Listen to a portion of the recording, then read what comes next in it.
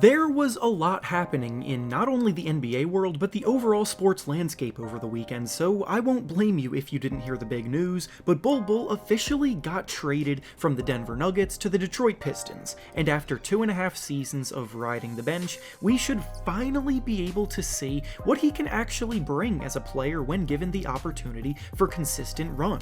Bol Bol has been one of the most intriguing prospects in all of basketball, dating all the way back to his high school days, but his journey hasn't always been the easiest, so in today's video, we'll be going over everything there is to know about how he got here, what exactly went wrong along the way, and what to reasonably expect to see out of him as a member of the Detroit Pistons. He really hasn't been given a chance to prove himself in the NBA at all to this point, so I'm sure we're all excited to finally see him unleashed. Before we start though, I want to thank PrizePicks for sponsoring this video. PrizePicks is the perfect service for all of us basketball fans here because when you're involved, it makes watching games every night so much more fun and engaging. Basically, it's an application that provides you with lines on all kinds of individual player props, such as points, rebounds, assists, and three-pointers made, and you simply have to choose whether you believe they will record over the set amount in the line or under the set amount in the line.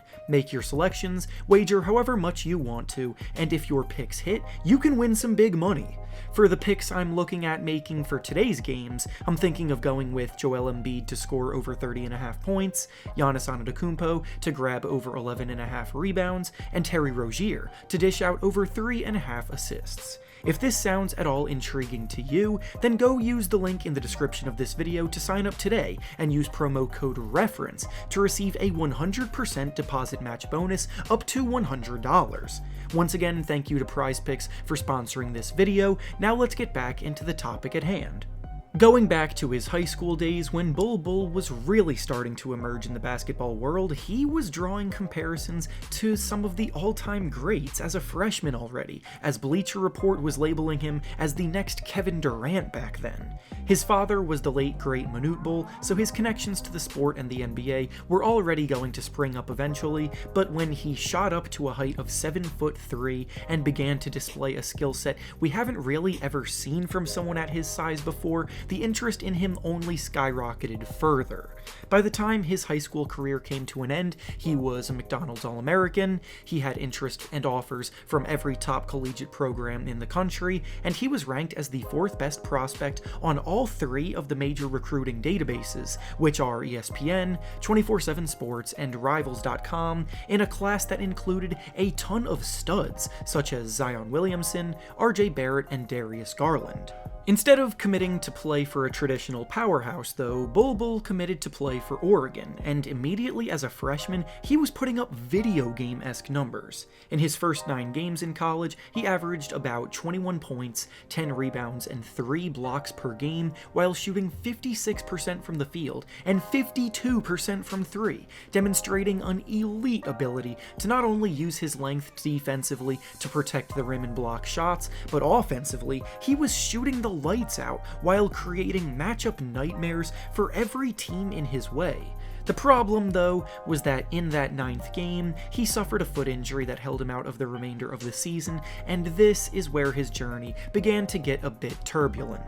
See, when you're as big as Bol Bol is, foot injuries become extra worrisome, especially in the eyes of NBA scouts. When Bol was dominating, mock drafts had him at the time, such as one posted by ESPN from their group of draft experts, still projected as a top 5 pick, but once he went down, his stock began to plummet quickly. It started when teams began to get a look at his medical records, which, according to Cleveland.com's Chris Fedor at the time, were quote-unquote not good. On top of that, ESPN analyst Fran Fraschilla has been quoted saying about Bol that the biggest adjustment that Bol's going to have, which has always been the criticism, is how hard is he going to work to develop into the player he can possibly be. There's always been the question about does he play hard every game, how hard will he work to improve? You give the benefit of the doubt because of his age, but that's the big difference between Porzingis and Bol, will be the preparation for the NBA. Now, I'm not in a position to make any accusations, nor can I confirm whether or not this is justified, but if there are talks about you not being a hard worker that loves the game, there is likely a reason for why that is, and where there's smoke, there does tend to be fire. So, when the 2019 draft came around, Bol had to sit and watch as 43 players got selected before his name was finally called on draft night in the second round with the 44th pick, originally made by Miami before getting traded to the Denver Nuggets. In that first season, he spent most of the year rehabbing and playing in the G League, but because his first season also happened to be the year that the bubble happened, he got even more time to work his way back to full strength in that little period that the league was called off, and he was able to make his NBA debut in the bubble for the Nuggets. He played 7 games for the Nuggets in the bubble, and then made 3 more brief appearances in the bubble playoffs, and in that stretch, he actually had quite a few notable moments that gave Nuggets fans hope. He was making threes, running the break, creating off the dribble, and blocking shots. The Nuggets were even running him in lineups as a power forward alongside Nikola Jokic, and on the rare occasion had him at small forward for a big lineup because of his shooting ability. Had the Nuggets continued to explore these wonky yet tantalizing possibilities, they very well could have built something impossible to stop, but instead, they basically abandoned this experiment completely after that bubble season.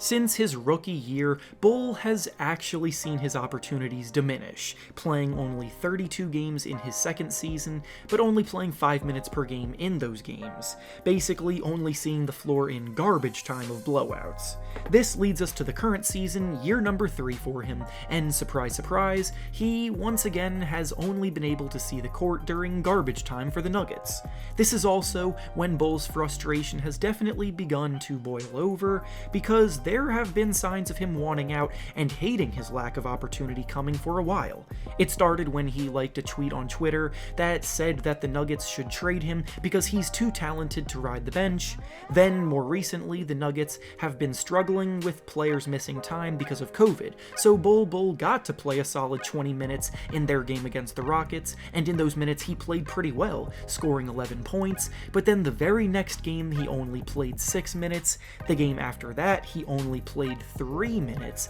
and the game after that, he was back to not playing at all.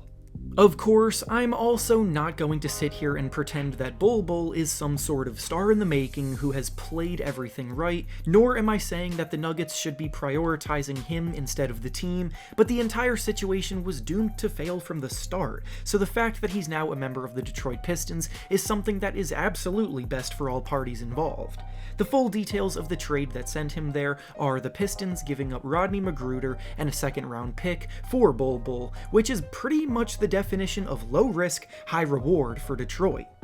I've spoken a lot about opportunity being a major catalyst in how young players develop on this channel, and this is definitely a prime example of that being the case. If you're a player that needs to work through some kinks, spend some time adjusting to the physicality and pace of play, or adding strength like Bol Bol needs to do, then the best way to learn tends to be to play through these mistakes on the court. That's why teams that are rebuilding tend to do a better job developing these projects, because they have more patience to work through the kinks of these prospects, and as they work their way up the ladder, so do these players as they get more comfortable. Bol Bol definitely has a lot of weaknesses despite his equally tantalizing strengths, as he can definitely tend to be turnover prone, he doesn't always take the smartest shots, he's still concerningly skinny, and his defensive positioning and work rate has definitely come under question countless times. The good news, though, is that the Pistons not only are much more in the mode of development, but they're actually a team with space in their frontcourt rotation available for him.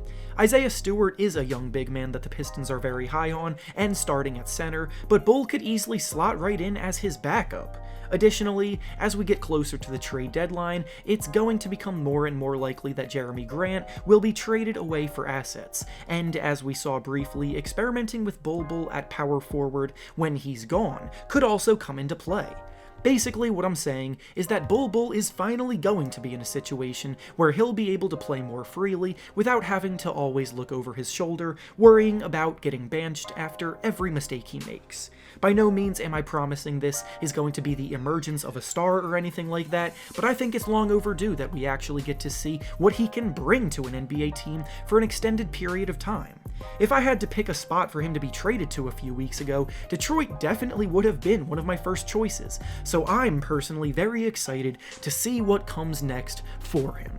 And with that being said, that's all I have for you today. Make sure to like the video, subscribe to the channel, and comment down below what you expect to see from Bol Bol in his time in Detroit. Thanks for watching, and I'll see you all next time.